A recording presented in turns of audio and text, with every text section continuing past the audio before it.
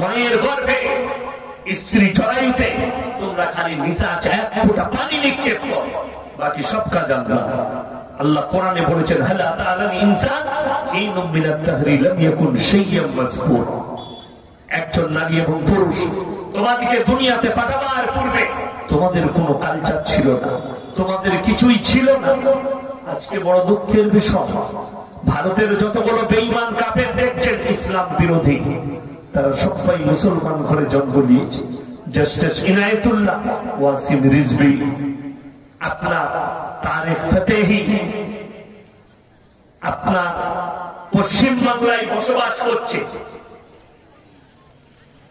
বিজেপির কোন নেতা মুসলমান ঘরের মেয়ে নাজিয়া ইলাহি খান দোভাষী, বিহারি হবে, ভাঙা ভাঙা বাংলা বলে, এত রাপ রাপ ভাষা ইউজ করেছে ইসলামের জন্য, কোরআনের জন্য, নবীজির জন্য, আপনার আমার জন্য। ওকে ইসলামী রাষ্ট্র থাকলে এক্ষুনি ফাঁসি দেওয়া দরকার ছিল, এত রাপ ইউজ করেছে কথাবার্তা। আসাদ নূর এ কোন হিন্দু ঘরের ছেলে নয়, মুসলমান ঘরে জন্ম নিয়েছে, যে এত খতরনাক ভাষা ইউজ করেছে নবীজি সম্পর্কে, ইসলাম সম্পর্কে। এরা সব পায়। আল্লাহর কসম করে বলে যাচ্ছি, ইসলামের কোনো চাই আসে না, ইসলামের কোনো ফারাক পড়বে না। যাদের মনে হচ্ছে আসাদ নূর, নাজিয়া ইলাহি খান, তসলিমা নাসরিন এরা ইসলামের জন্য ফ্যাক্ট, নো ফ্যাক্ট, কোনো ফ্যাক্ট না। যারা ফ্যাক্ট মনে করবেন যে এরা বলছে নবীজির বিরুদ্ধে, কোরআনের বিরুদ্ধে, ইসলামের ক্ষতি, আল্লাহর কসম করে বলছি, এক থেকে বড় বড় জালিম, এক থেকে বড় বড় বেঈমান, এক থেকে বড় বড় কাফের এসছে, কিছুই করতে পারে না। তার একটা দলিল শুনে নেন, কোরআনে আছে, নবীজি কাবা ঘরে কোরআন পড়ছে, বাইরে বেঈমান কাফের না নবীজির বিরুদ্ধে তাবলীগ করছে। কি তাবলীগ? আল্লাহ নবীজিকে ওহী পাঠিয়ে বলছেন وقال الذين كفروا لا تسمعوا لهذا القرآن والغوا فيه لعلكم تغلبون। নবী যে কোরআন আবৃত্তি করে সে কোরআন তোমরা শ্রবণ করো না, বরঞ্চ হাততালি মারবে আর কানেতে আঙুল দেবে। নবী যে কোরআন পড়ছে এ কোরআন শ্রবণ করো না, হাততালি মারো আর কানেতে আঙুল দাও। আল্লাহর কসম, তারপর ইসলামকে রুখতে পারেনি গোটা পৃথিবীতে 250 কোটি মুসলমান। জোরে বলুন না সুবহানাল্লাহ। তাদের কুফরি কাজে আসেনি, তাদের মেহনত কাজে আসেনি।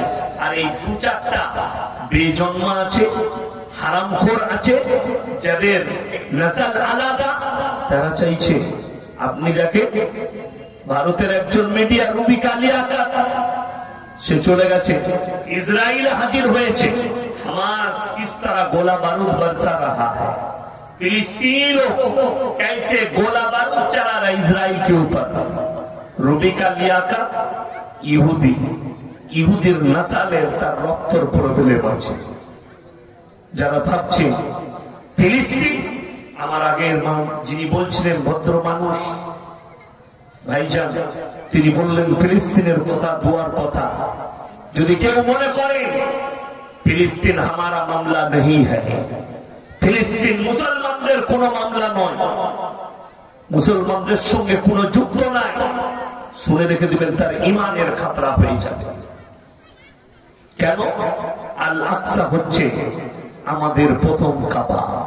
নবীজি নামাজের মধ্যে সিজদায় ছিলেন, আল্লাহ অর্ডার দিলেন সাতরাল মসজিদিল হারাম, তুমি মাথাটা ঘুরিয়ে নাও।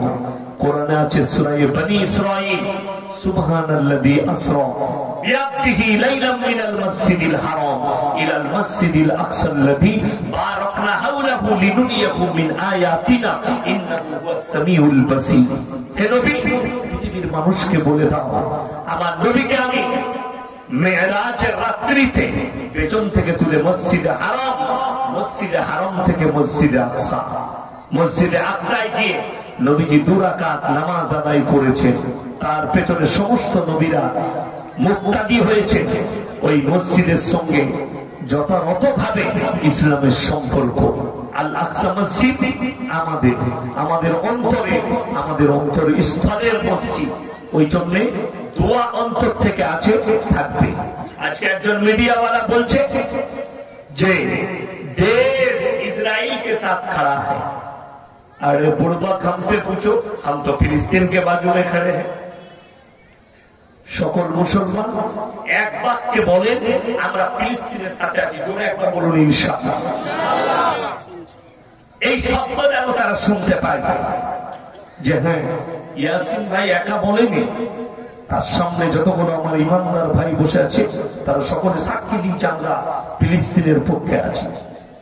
देश के प्रधानमंत्री जी, आपने बताया इजराइल के साथ मैं खड़ा हूं, ये आपका खुद का मामला है, लेकिन हम फिलिस्तीन के साथ खड़े हैं। आप इजराइल के साथ खड़े हैं, लेकिन अटल बिहारी वाजपेयी जी ने कह दिया कि मैं फिलिस्तीन के साथ हूं। ये तो आपका घर का लोग है, अपना घर का मामला है, आपका खुद का मामला है। लेकिन हमारे दिल से तो यही दुआ निकलेगी, अल्लाह तो इजराइल को निस्ते नाबूद कर दे और फिलिस्तीनी मुसलमान को हिफाजत कर दे। जोरे बोलो आमीन। আমার মুসলমান ভাই, মামলা আপনার আমার সাথে জুড়ে আছে। মুসলমানদের অভাব কোথায় শুনেলেন আজকে। দ্বীনি শিক্ষা থেকে পেছিয়ে যাওয়ার কারণে আপনার মধ্যে না দুনিয়াবি এডুকেশন আছে, না দ্বীনি শিক্ষা আছে। আপনার ছেলেকে কোরআন, বাচ্চাকে কোরআন হাদিসের শিক্ষা দিতে পারলেন। আমি শুয়েছিলাম মসজিদে, আমার খুব ভালো লাগলো।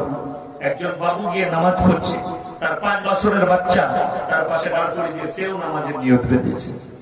বাচ্চাটা বাপের সাথে সাথে নামাজ পড়লো। এই ছেলেটা মুমিন তৈরি হবে, এর মধ্যে এর আকীদা ঠিক থাকবে। আজকে মুসলমানের আকীদা চূর্ণ বিচূর্ণ হয়ে গেছে। কি করে হয়েছে? আমাদের মতো কিছু মৌলবীদের জন্য হয়েছে। তারা কারা? যাদের মধ্যে ইলম কালাম নাই, যারা নিজেদের পেট চালায়। আপনার সিন্নি থেকে, আপনার মিলাদ থেকে, আপনার পয়সা থেকে, আপনার পয়সাই যারা মানুষ মরে গেলে মিলাদ করে খায়, যারা 3 দিনে করে খায়, 40-এ করে খায়, এই গুটকাখোর মৌলবীগুলো এরা সমাজটাকে ধ্বংস করে দিল। আপনি ফেসবুক খুলে দেখেন কতজন মা বোন তুলে আমাকে গাল দিয়েছে।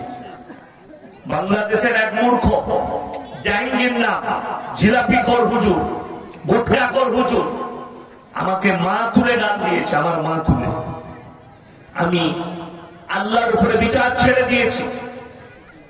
আজ পর্যন্ত আমার গ্রামের মানুষ আমার মায়ের মুখ দেখেনি। আমার মা আজ পর্যন্ত আল্লাহর কৃপায় কেউ বলতে পারবেন আমাদের প্যান্ডেলে বসে, আমার বেটার বিয়ে, আমার বিটির বিয়েতে প্যান্ডেলে বসে খেয়ে গেছে।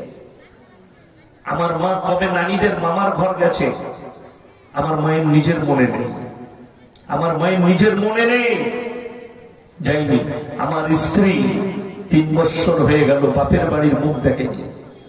আমার মাকে গালি দিয়েছে, আমি তার জন্য দোয়া করেছি, আল্লাহ তোমাকে হিদায়াত দান করুন। কিসের জন্য? একটাই কারণ, আমি সেদিনে এটা তো ইদাহা। আপনারা তো আলহামদুলিল্লাহ দিনের উপরে আছেন। হাওড়া জেলার মতো জায়গায় ফুরফুরার মাটিতে আমি গর্জন দিয়ে বলে এসেছি, একটা দোয়া রাখবেন, না কোনো বাপের বেটাকে ভয় খাই, না মৃত্যুকাল পর্যন্ত আমি আল্লাহ ছাড়া কেউকে ভয় খাবো না। জোরে বলুন ইনশাআল্লাহ। এটা